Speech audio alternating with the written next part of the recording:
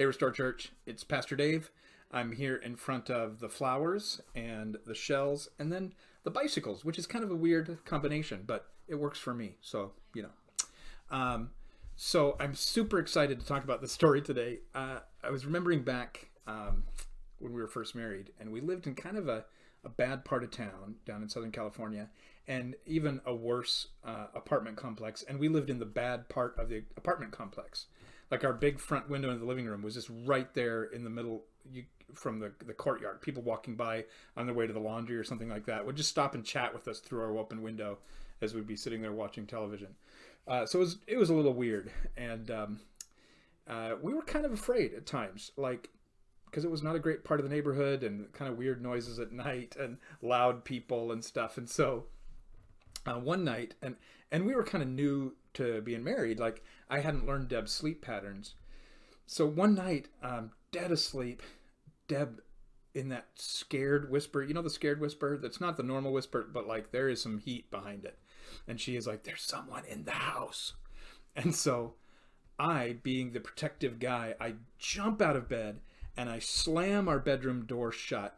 And I yell in a super intimidating voice, "Get out of my house!" And wait to hear some noises, and I don't hear anything. So I grab a weapon like you would do. And the weapon I grabbed is hanging on the back of the door. We had our ironing board and iron. So I grabbed, an iron, like to press clothes, which I think is going to be really powerful. I had it on the steam setting, so I was ready to go to battle. And I yell, "Get out of my house or I'm coming out there!" And I throw open the door, and it's just absolutely dark. There is not a noise. The front door is locked from the inside and bolted.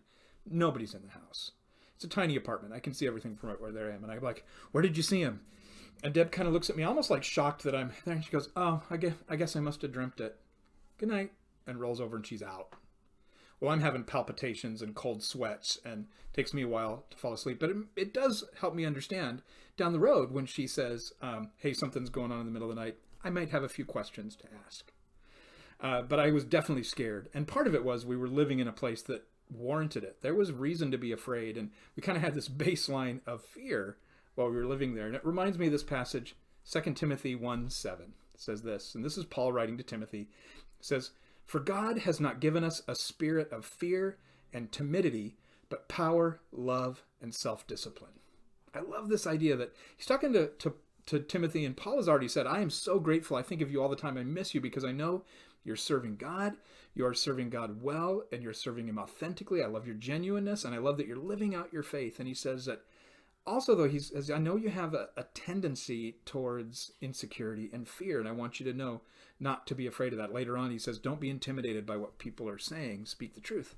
And here he says, though, here's the antidote to living a timid and fearful life, having a baseline of fear. He says, have a different baseline, one of power from God, to say and to live the right way, to have a self-disciplined life, to understand that you can get rid of fear when you're living the way you're supposed to be living. You don't need to be afraid of being caught or something like that.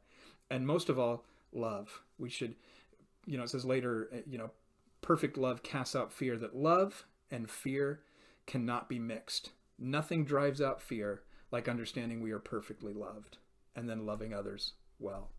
So if you're struggling right now because kind of just a baseline anxiety, remember to lean into this idea of we're not given timidity and fear as our baseline.